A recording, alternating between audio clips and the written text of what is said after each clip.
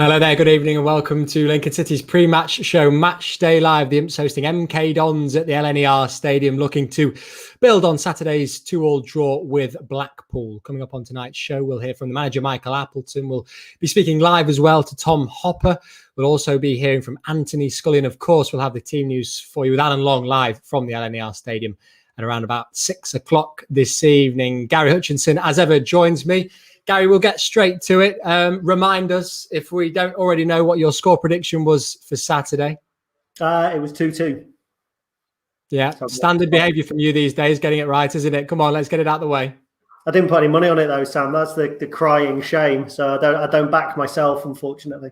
Well, hopefully a few people did listen to you, Gary. Let's look ahead to tonight's game straight away then, before we look back at Blackpool. It's going to be a difficult one, isn't it? They like to play football, MK Dons. How do the Imps approach this one? Yeah, they do. I think it's the sort of game actually that we're going to be slightly better in. I think that we cope with teams that have possession, especially if we can kind of sit deep, and it's not always dangerous possession. I think we've seen that in several games this season. It's going to be a tough tie. I know I say that every week. League One is a tough division at the moment. But yeah, MK, they'll play nice football. We play nice football, so it should be quite nice and easy on the eye. I do fear that it might be a little bit of a stalemate. Lots of nice football, not a lot of chances. But we shall see. It'll be a very interesting tie, certainly. Richard Cross says, how long before he mentions that he tipped Blackpool? No, I know what you're saying, Richard. Yeah, 2-2. Not quite tipping Blackpool, but I know exactly what you mean. That's why we got it out of the way. So that's what we can do on Matchday Live. Let's have a look back at the weekend's game then, Gary, in terms of it, because it was a tough start, wasn't it?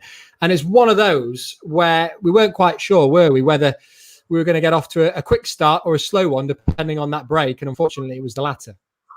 Yeah, well, actually, I thought the first 5 or 10 minutes, we came out of the blocks looking fairly lively. I mean, obviously, Callum Morton was booked within sort of 60 seconds for a challenge. I thought that we started well, but as Richard quite rightly says, jokingly, I tipped Blackpool for promotion, and I thought they played like promotion contenders, bearing in mind they're injury ravaged as well. So, it was always going to be relatively tough. We did get this single chance, probably the only chance of the first half. Great run from Conor McGrandles. But chances were few and far between for us, and the Tangerines were certainly good value for their lead going into half-time. And we look at this, Gary, it was one of those, wasn't it, where Michael did say after the game that he wasn't quite sure what the referee was thinking in terms of the build-up to the goal, but it was a great finish.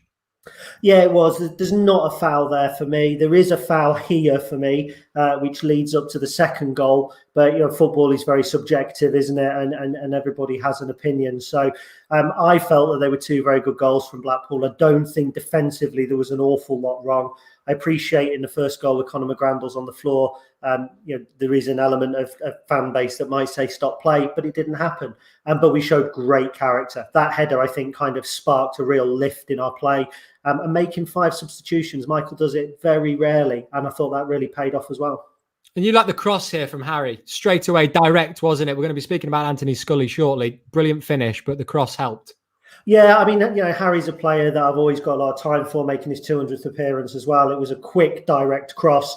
And maybe once or twice we have a tendency to overplay in the final third, whereas there was a little bit more urgency at 2-0 down. And the goal just sparked sparked real confidence. And the second goal there was classic Lincoln City, wasn't it? The little, they call it a reverse ball for some reason, but the little reverse ball through the lines and a great finish from Brennan Johnson.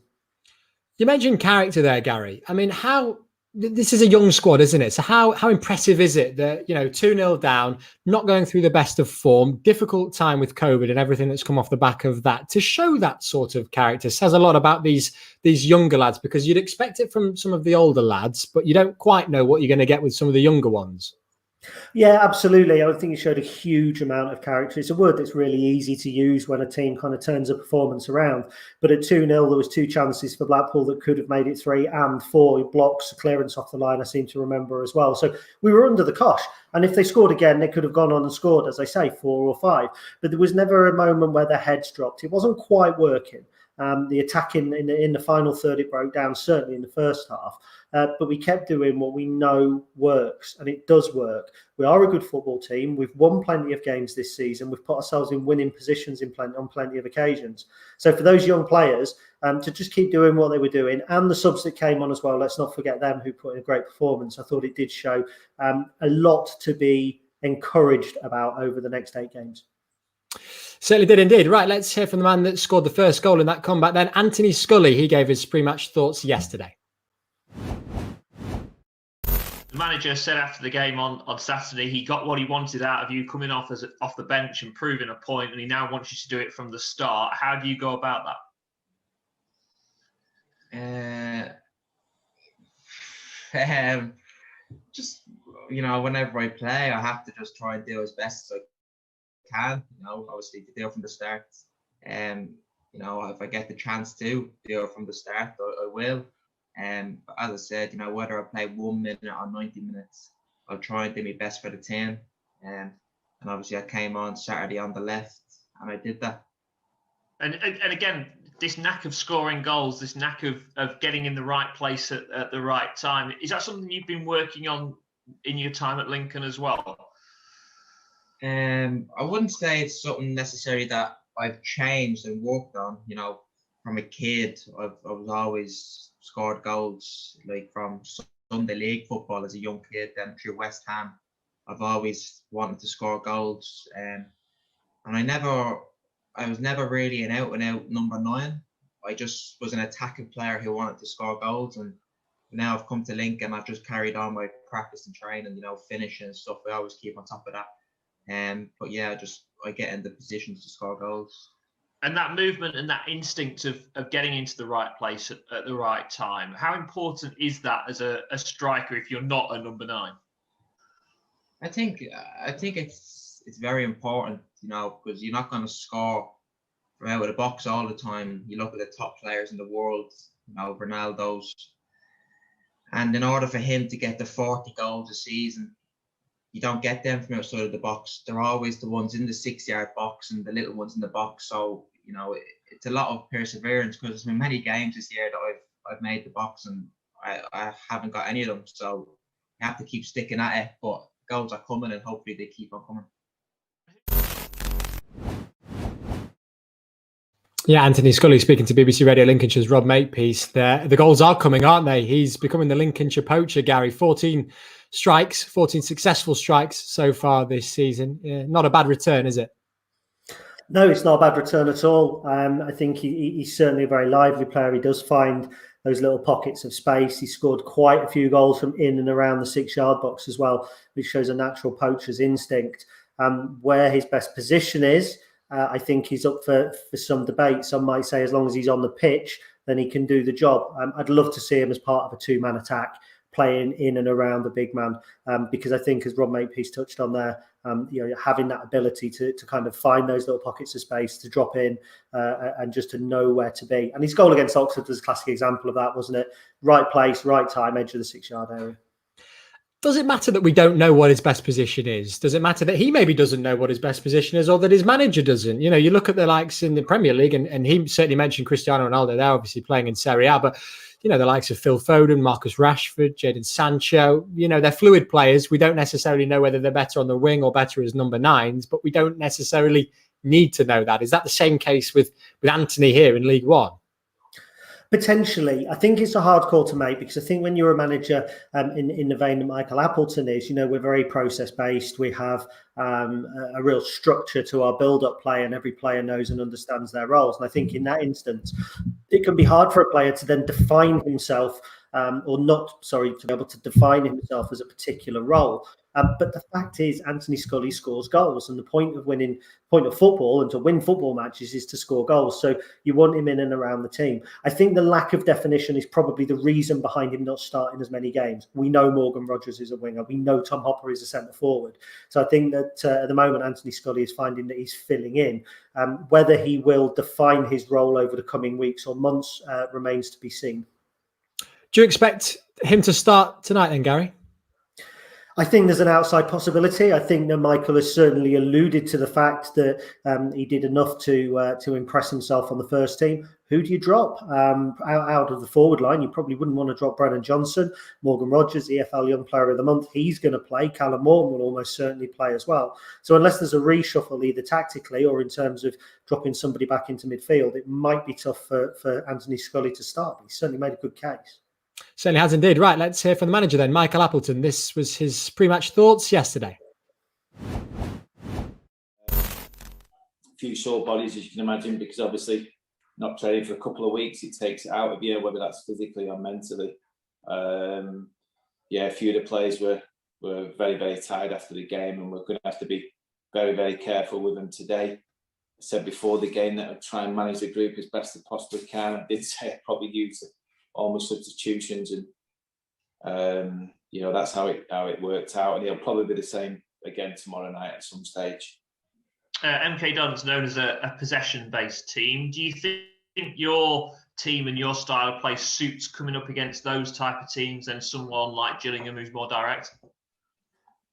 Yes and no. I mean, it's one of them where obviously, and stay with me in this, because if you watch the video back and seen the stats of the Gillingham game, you probably understand why I say it was one of our best performances, as crazy as that sounds, but in terms of how we played and what we created, etc. So the scores might tell you that may be the fact, but actually, I think what you've got to be is adaptable, and obviously MK are very much possession based, but I'd like to think as a group we're just as capable of being in a game and controlling a game out of possession as we are in possession, and you've got to be able to do that if you want to be successful over 46 games. And I don't expect us to have more possession than MK Dons tomorrow, but the most important thing is creating chances and scoring goals and not conceding, and then obviously the result will be a big factor with those type of contributions I've just mentioned. So we respect that they're a very good side. They pass the ball really, really well. We've got to be able to cope with that and deal with that, and then at the same time make sure that if we do have good opportunities to counter attack, we make the most of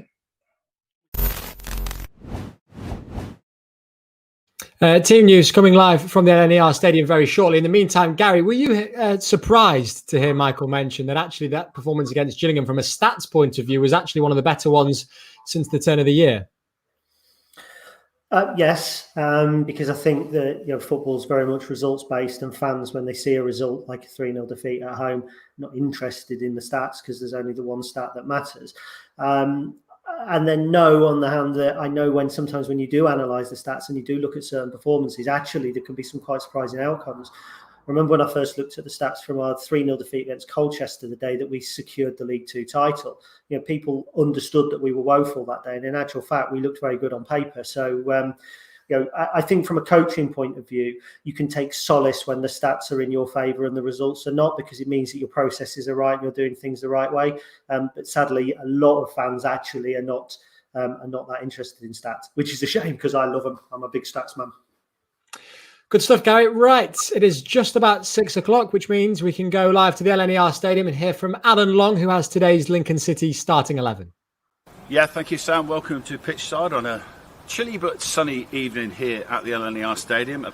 Makes his debut in a league game on the bench. So the full team is number 1, Alex Palmer. At 2, Regan Poole. 5, Adam Jackson. 7, Teo Eden. 11, Anthony Scully. 15, Cohen Bramall. 16, Joe Walsh, 18, Conor McGrandles, 19, Callum Morton, 20, Brennan Johnson, and 27, Morgan Rogers. On the bench, number 31, Sam Long, number 4, Lewis Monsmer, 6, Max Sanders, at 8 is James Jones, TJ Aoma at 22, 26, Harry Anderson, and of course 34 is Freddie Draper. So that lineup again: Alex Palmer, Regan Poole, Adam Jackson, Teo Eden, Anthony Scully, Cohen Bramall, Joe Walsh, Conor McGrandles, Callum Morton, Brendan Johnson and Morgan Rogers. I shall quickly depart now because the sprinklers are on behind me and I'm going to get wet. See you later. Yeah, no one wants that. Thanks very much, Al. Right then, this is the Lincoln City starting 11. Michael Appleton, as Al alluded to, they're making 2 changes to the side that drew with Blackpool at the weekend. It is Alex Palmer, Regan Poole, Adam Jackson, Joe Walsh, Cohen Bramall. Midfield 3 of Teo Eden, Conor McGrandles and Brennan Johnson, Morgan Rogers, Anthony Scully and Callum Morton.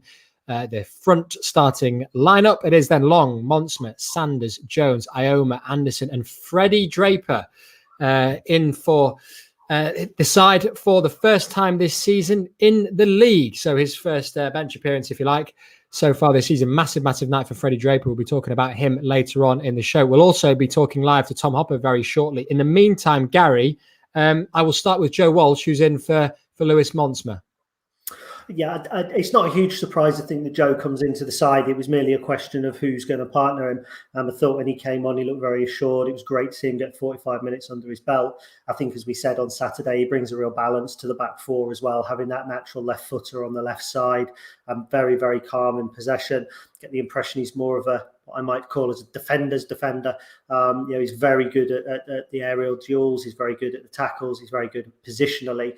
And he certainly complements a player such as Adam or Lewis, who are comfortable playing out from the back. So I'm delighted to see Joe Walsh back in the starting 11. It's a huge, huge thing for the club. Certainly is. And Anthony Scully gets his start then, Gary. Yeah, obviously it looks like there's been a bit of a reshuffle, and when you're almost the club's leading scorer, you're 1 goal shy. Certainly an open play, I think, he's the leading scorer. It's very, very hard to leave him out. He had a huge impact when he came on, and I think, as Michael correctly alluded to, if we could see that from the start in every single game, it would be very, very hard to leave him out. He's been in and out of the side a fair bit. He's clearly becoming a fan's favourite as well. So we've said this before, Sam, we will say it again, but it's a big night for Anthony Scully tonight. Yep, certainly is. Right, delighted to say that Tom Hopper joins us live from the LNER Stadium media room now. Tom, lovely to see you. First of all, how's the injury? Nice to see you both. Thanks for having me on. It's coming on well, thanks. It's obviously making progress each day, which is all you can ask for really when injured. It's tough work. The physios and the medical team have got us grafting away, sort of me, George, Brids. So we're putting in some time. Hopefully, we'll see the rewards of that, and we'll hopefully be back in short time. So they're putting you through their pace. They're putting you through your paces, I should say, are they? The physio team. Yeah, no, absolutely. It's relentless. It's it's all hard work, which is needed, obviously, to get back fit. And you put in the hours, and hopefully then as sort of time goes on, you see those improvements. And we can have the medical team are great, to be fair. As much as we argue with about some of the sessions, they're so hard. They're brilliant, and all credit to them for sure. Hopefully the Wi-Fi stays with us. Tom, you strike me as someone that would find distractions if you are sort of out of the team. How do you cope with being out of the team, being injured? Is it a case of trying to find distractions elsewhere? How do you find it? Luckily with so many games going on, there's always distractions around the corner. In terms of the team, I'm trying to be a cheerleader for the boys, like we all are. Try and have an input from afar to a certain degree. But away from football, I'm a big PlayStation man, and I'm a Netflix guy, so that's where I find my distractions fairly easily with that. So I've not been struggling too hard to get any distractions. To be honest, I'm sleeping most of the time when I get back after the sessions with the physios, so that's as easy as that. Good man. And what about the rest of the boys then? A good result in the end on Saturday, wasn't it? A case of just grinding it out, I guess. Yeah, I think so. I think, obviously when we found ourselves 2-0 down, I think we'd have snatched your hand off for a point. I think anyone would have. So, it's pleasing because we've shown that throughout the season that we've got the character, within the group to sort of come back. And, like I said, we've shown that so many times. So it's a testament to the boys that it's still there. The boys obviously, I was a bit worried, obviously, like everyone else was, having that little break where how would we start? And I think, it showed towards the end of the game that, we were coming on strong and, probably had to find our feet a bit for the first sort of half. And, obviously going 2-0 down, it's always difficult, but, great character from the boys, and you can't ask much more than that. And obviously, hopefully we'll build on that tonight. And, I'm really looking forward to obviously watching again, and hopefully the boys can then carry on that sort of last half an hour performance into tonight. And Freddie Draper in the squad as well tonight, Tom. How pleased for him are you? Yeah, no, delighted for him. He's obviously done really well with the youth team, and it's testament to him, to get that reward of being involved tonight. hopefully he can keep going. I use his experience really well and keep pushing on from that. He's scored some great goals. We've seen him in training, around the training ground when he's been involved with us. So, he won't struggle in terms of physicality or anything like that. So, hopefully he can keep improving that and use this experience to his advantage and then keep pushing on from there. And fingers crossed we'll be seeing you before the end of the season, Tom. That seems to be the word coming from what Michael said the other day. So that would be a huge boost, wouldn't it? Certainly for the club. Yeah, hopefully, like I say, we're working really hard to try and bring that time span down. So, always be hopeful. We'll take it day by day. And, hopefully I'll be back involved in a short time. Well, enjoy the game tonight, Tom, and fingers crossed we get the 3 points. Thanks very much. And you guys, thanks for having me on. Pleasure. Lovely to speak to Tom Hopper there. And the Wi-Fi held up as well, which is always great news. I'll bring Gary Hutchinson back in. Let's talk about Freddie Draper then, because great to speak to Tom, but great to hear his thoughts on Freddie as well. And, such a young lad getting rewarded for scoring those 2 brilliant goals in the FA Youth Cup a couple of months ago as well. It's a big night, isn't it? Potentially, if he can get on the pitch. Yeah, it is. I mean, I'll be honest, I would be surprised if he gets on the pitch, maybe if we were coasting 3-0 with 10 minutes to go. But I think it's also an indication that he's in the manager's thoughts for next season. He has shown a real knack for finishing. I mean, there was a couple against Watford. I think he scored in the round before against Preston. And I know Bubs the photographer's watched him on several occasions this season, has been really impressed. Interesting to hear what Tom said about the physicality as well. I did an interview with the keeper, Sam Long, with our number 2, and he said he was surprised when Freddie first turned up because, and I'll use his words, he's massive. So I think he's a fairly big unit for his age as well, which kind of points at him being maybe ready for men's football. So, look, we always want players to come through the youth team. It's really exciting to see them on the bench. Many young players have been on the bench in the past, but there's a little bit of a buzz around Freddie Draper, which I find quite exciting. Yeah, and that's a really good point. That from a fan's perspective, it almost means more, doesn't it, Gary, when you see an academy product, someone from there, or certainly someone from the Midlands come on and be a part of the club like Freddie can be. Yeah, I think the days are gone where your academy or your youth team is made up of 20 lads from Lincoln. It's not really like that anymore. And I think if you're bringing and nurturing a player from the age of, let's say, 15 or 16, they're every bit as much as one of your own, so to speak, because they've come through the club, they've grown the roots through the club as well. And you always want to see the work that goes in at the academy pay dividends. There's some great people there, and the club have put a lot of focus and a lot of attention into the recruitment of the academy. I've had a chat with Jez George a few weeks ago, and he was kind of talking me through some of the recruitment process, and there's a lot goes into attracting some of these players, even at the age of kind of 16 as well. So it'd just be great to see a few players come through like Ellis did a couple of years ago, get some first team games under the belt, and who knows, it's been a long while since we've unearthed a striker who goes on to score 20 goals a season.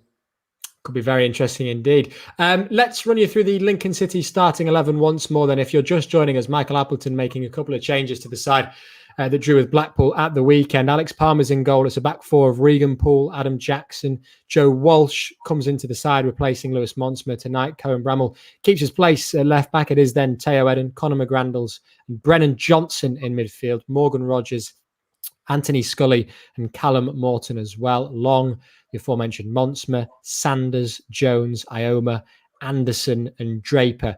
Let's talk about Brennan Johnson back in midfield today then, Gary. Obviously got his goal the other night. What is different about Brennan Johnson in midfield as opposed to the forward play, and how much does he have to adapt his game? How much does he have to change his game? Because ideally, you'd play George Grant in that position, wouldn't you?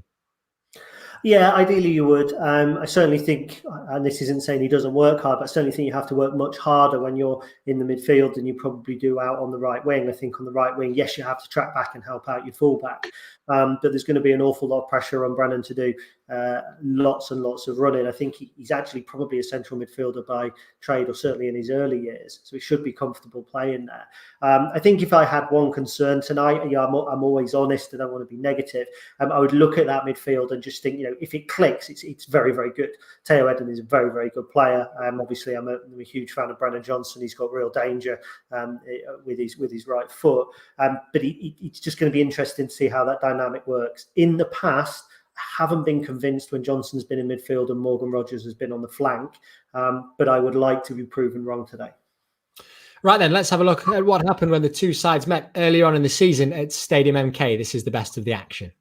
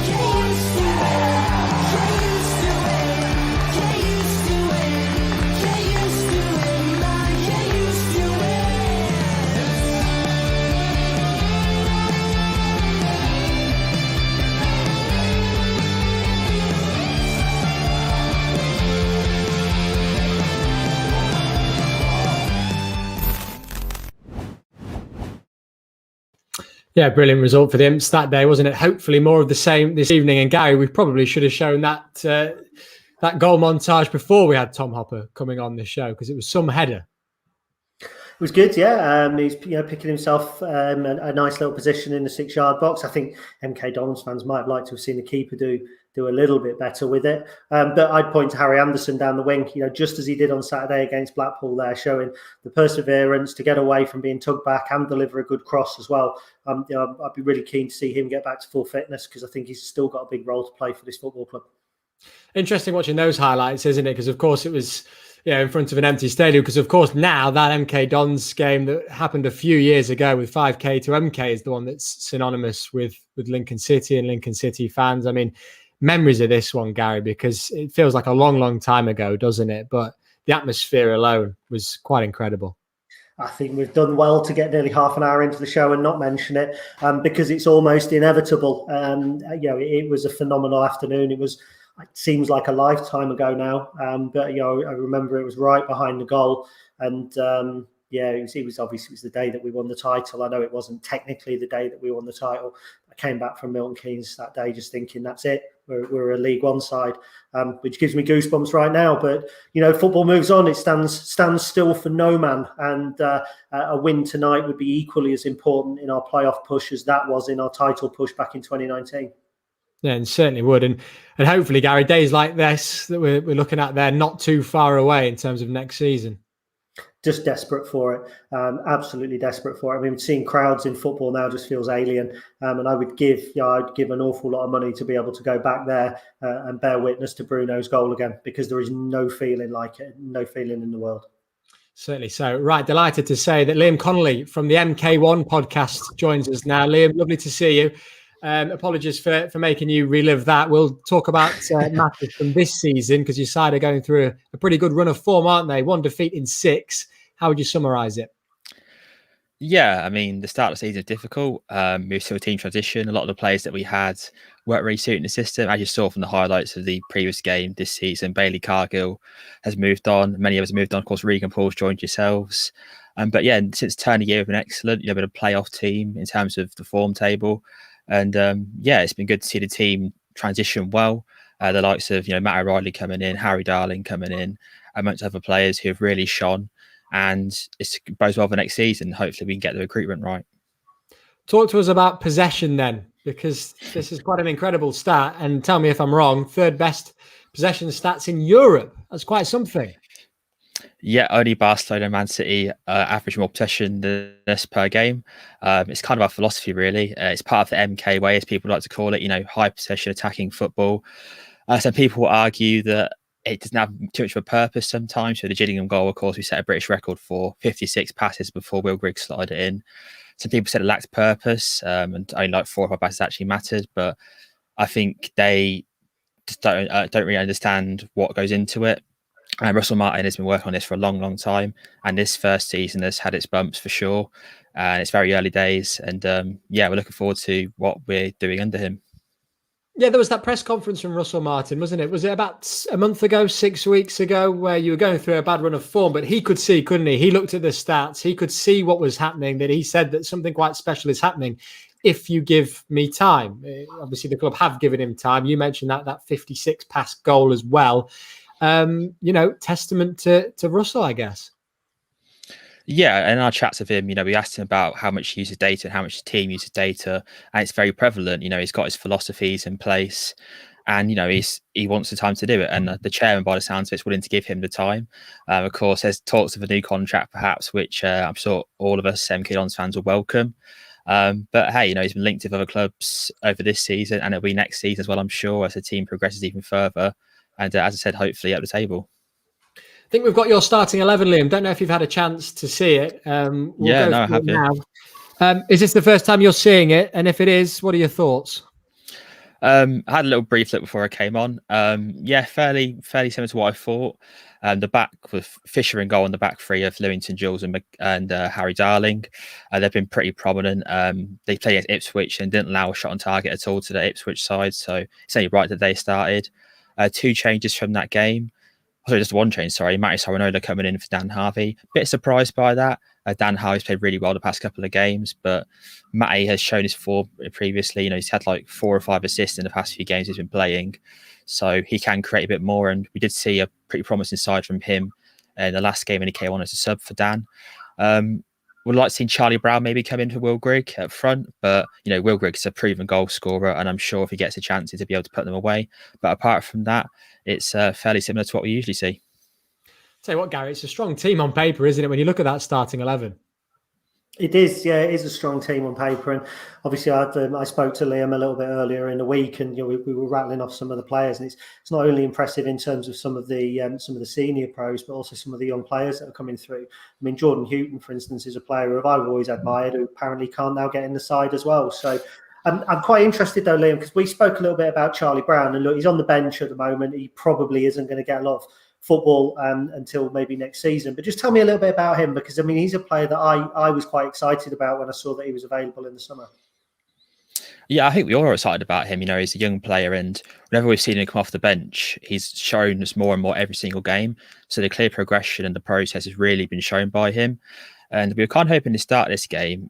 This game, for me, feels like more of a Charlie Brown game, getting in between the channels. As we know, Lincoln are quite a pressing team. The likes of Grandals and Eden in the midfield, they're going to press quite high and make us make mistakes. So, yeah, I mean, he's got a prolific goal scoring record from the youth, from Chelsea and Ipswich. And, of course, getting him on a free in January window is always going to be a project. And that's why he hasn't really got the game time that maybe some fans would have wanted.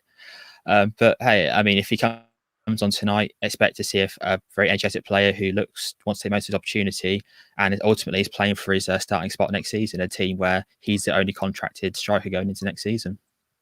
Just finally, Liam, your score predictions this evening, how do you see it going? I'm sure Lincoln fans will be pleased to hear this, but I've gone for 2-0 Milton Keynes Dons win.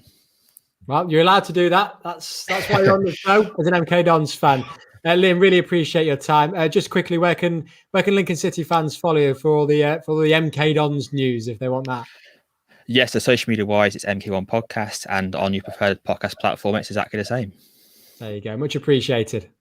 No worries. Thank you. Cheers, Liam. Liam Connolly from the MK1 Podcast there. Gary, we'll come on to score predictions later on in the show, but do you agree with his?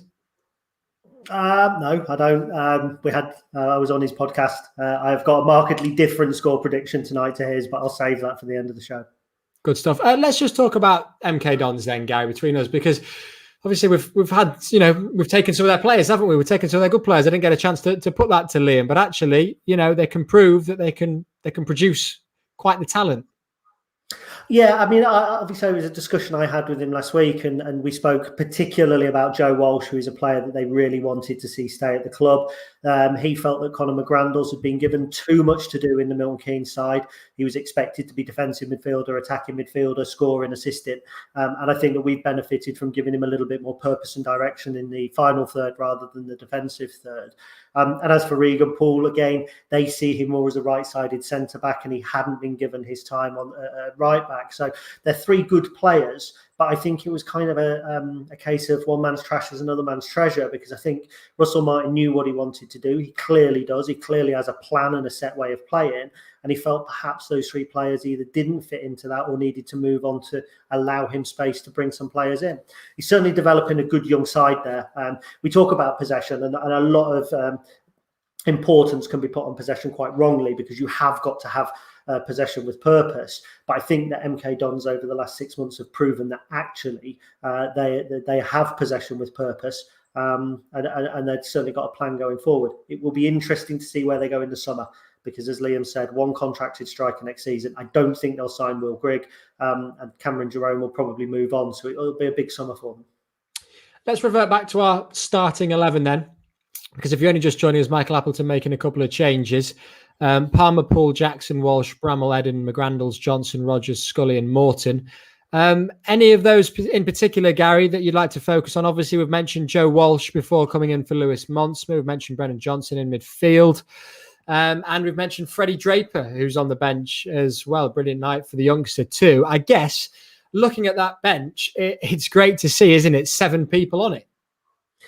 Yeah, it's funny, isn't it, to draw pleasure from the little things, but it is nice to be able to fill a bench and have the likes of Remy Howarth and Theo Archibald pushing for a place on there as well, who are obviously not included. So there's certainly some interest there. I did see a comment a little bit further up come through earlier that maybe we might go 4-4-2 with Scully and Morton playing up front. Now that would be really interesting.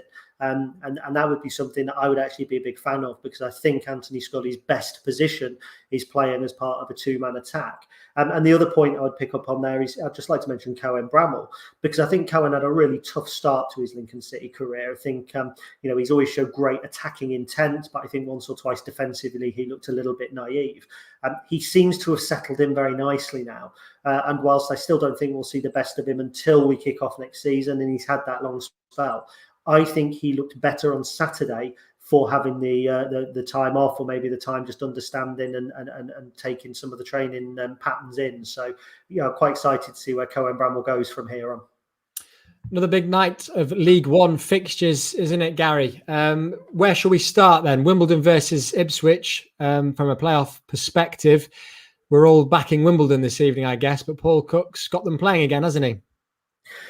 He has. I think there'll be a real force next season. I think at the moment there's probably too many divisions in the squad. I look at the Ipswich side and I think it should be so much better. Talk about the likes of Flynn Downs, of Andre Dezelle, of even James Norwood, Alan Judge. They're players that should be playing in a team in the top two in League One. There is no doubt at all about that. But there's something fundamentally wrong there which Paul Cook has to correct. As for Wimbledon, they're fighting for their life. I think they're going to stay up. I thought that was certainly potentially the case when they signed Alex Woodyard, who's a player who I have absolutely no shame in saying that I hugely admire. That could be a very, very tough evening for Ipswich. I actually think that's probably got 0-0 written all over it, and a failure to win and other teams above them winning may just put Ipswich's playoff charge on hold. Interesting stuff. Crewe versus Portsmouth then, Gary. How do you see this one going? Of course, Portsmouth falling to their first defeat under the Cowley brothers at the weekend. Yes, they did. But was it Crewe hammered by Oxford? I seem to think. I mean, Crewe have been utterly woeful in recent weeks. Score goals and concede them, don't they? Yeah, they do. I feel quite sorry for a little bit for David Artell, but if you go back to his early days in League One and League Two, he was very much the same. They could win 3-0 and lose 4-0 the next week, and I think he's just finding his feet. But I think when it comes to Portsmouth, there isn't actually any need to do that, because as I said about Ipswich's squad, he's very good. Portsmouth's is better. There's no doubt about that at all. When you look at Marcus Harness, you look at John Marquis, you look at Ronan Curtis, the players that they have in that squad are borderline championship quality in some areas. And I know the Portsmouth fan I think we had on disagreed with me at the time. Portsmouth will win that game tonight. Portsmouth will be in the playoffs and nobody will want to face them in the semi-finals. Confident prediction. Can't really argue against it. Wigan versus Sunderland then, Gary, as well. Sunderland, a difficult game travelling to Wigan away. But obviously, as we've seen from Wigan so far this season, they tend to be better away from home than at home. Obviously, they lost three games consecutively at one stage, wasn't it? 5-0 as well. So how do you see that one playing out? Now, first of all, Sunderland didn't do us any favours, did they, at the weekend? Because if they'd beaten Charlton, we would be in a much better position than we are now going into the last few games. So I was a little bit disappointed. I thought Sunderland were on a roll. I know that they've been injury ravaged as we have and as Blackpool have, but I'm very, very surprised with that result. And the same thing when you look at Wigan. Yes, they lost 5-0 on 3 occasions, but they're fighting for their life. And when you get to this stage of the season, I think it's actually worse to see a team like Wigan, Northampton, Shrewsbury come up on your fixture list than it is MK Dons, Gillingham, or somebody else marooned in mid-table with very little to play for. So it's going to be a very, very tough evening for Sunderland. They should have the class to get past it. But at the same time, if one or two players have got an eye on the summer, I've seen Charlie White linked with, I think, CSKA Moscow today. When those sort of things start happening, players take their eye off the ball. So that could be a tricky game for Sunderland. Yeah, 6 o'clock kickoffs, those ones. Wigan 0-0 with Sunderland at the moment, and Pompey Crewe 0-0 as things stand. In terms of just a couple of the other fixtures then, Gary, Doncaster, Burton. Anything can happen with Burton, I guess. Yep, anything can happen, and I can confidently predict that game has no bearing whatsoever on us, because Doncaster, I think, have tumbled out of playoff contention. Their collapse has been more spectacular than ours, and there hasn't been the same sort of level of excuses but reasons behind it. Obviously they have lost their manager, but they're very much in kind of curl up, get to the end of the season and let's go again. I think they've been linked with Richie Wellens. So Doncaster, I think they're going to struggle tonight. Burton just do need a couple more points to ensure safety. They won't want to go into the last 3 or 4 games of the season still fighting for their life. So I think Jimmy Floyd Hasselbank will pull off the great escape by getting another 3 points this evening. Spoken a lot about possession tonight, haven't we, Gary? As the home side, who, as Michael said, expects not to be leading the possession stats this evening, how do we approach this then? Because normally, it's us on the ball, isn't it? It's us at least trying to get on the ball, but we almost definitely know that this evening we're not going to be winning the possession stats. Is it a case of trying to get them on the counter-attack? Is it as simple as that?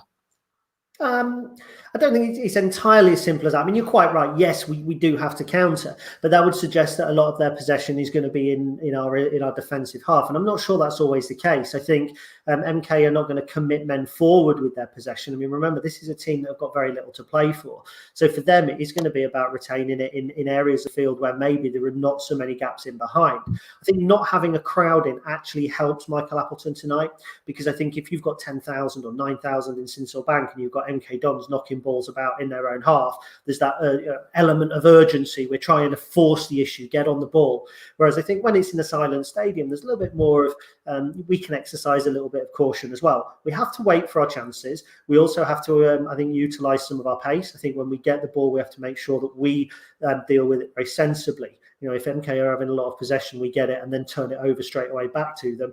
That's going to lead to an incredibly frustrating game. So when we get the ball, we treat it right. We look for those key little kind of runs in behind, if and when we can get them, and just be patient. Score predictions tonight then, Gary. Obviously, you got it right at the weekend, 2-2. Excellent prediction. How do you see it going? It would have been more excellent if I'd got it right and said we'd win 3-2. I personally think that we will win this evening. I think that we will win 2-1, but in a game where I think there'll be few chances. Interesting stuff. Hope you're right, Gary. Great to hear the thoughts of Gary Hutchinson, and much appreciate you joining us on this evening's Matchday Live. Myself and Gary will be back at a rather earlier time. We'll confirm that with you later on in the week. With the Imps playing on Saturday. But in the meantime, do enjoy the game this evening. Get your match pass by going to www.weareimps.com/ifollow. Fingers crossed for 3 points. Enjoy the game.